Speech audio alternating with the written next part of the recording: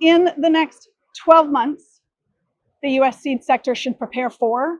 Declining farm margins and struggles with producers, that the year ahead will be oversupplied and margins will be tight.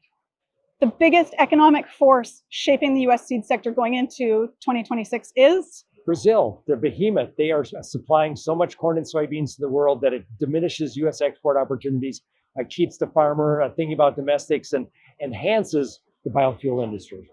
The metric that you are watching most closely right now is? President Trump. Because? Because he has got so much policy influence, whether it's with China or whether it's with biofuels. He is the key to understanding where markets go longer term. Maybe this is a silly question to ask after that last one. The biggest wild card in the global ag trade is? Mother Nature. I'll use Mother Nature a little differently because she is still as fickle and unpredictable as ever. But Mother Nature, if we have a drought anywhere, changes a lot of aspects, at least short term. But in the end, we still need to build more demand for U.S. agricultural goods. Okay. Other than Mother Nature, the biggest risk to global commodity markets going into 2026 is going to be BRICS, as I call it, trading alliances that changes world agricultural trade. If the Brazilians exclusively sell to the Chinese, if there's relationships that are that don't require price, these will be a big change in the agricultural landscape. And it's happening on a smaller scale, but I worry about the bigger aspects of all of it. If there's one great big surprise coming in the ag economy that people aren't talking about enough right now, it's? Ozempic. Ozempic takes more protein of diets. It would take more animal protein. And we believe as it becomes something that could be in let's say an oral form, 20-25% of the US population could be on Ozempic or Ozempic type products. Okay, the most underappreciated influence, other than Ozempic, on seed demand right now is? Well, the other, it would be margins and profitability, which means that every once in a while I get a lot of questions. Can I buy conventional seed and not have traits and dumb down my costs so I can go forward? My response is there's not enough of that out there, but that's the thought process of the farmer. Where can I save and where can I cut?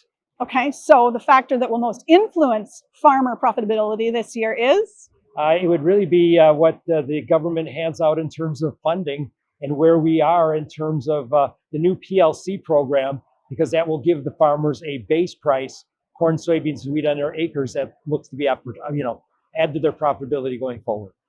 If you were a seed company leader today, the number one thing you'd plan for in 2026 is? Being a partner with the farmer, understanding his angst, understanding his pressures, and being a partner in that walk to get him to the other side of the waterfall that we're now going through, such that we then will see a cycle that has better profitability and better demand. Nicely done, sir. So now let me put you on the spot in a slightly different way. You just did a presentation that was about 90 minutes long, and you had a very packed house listening to every word. I want to summarize it down that was several hundred people listening.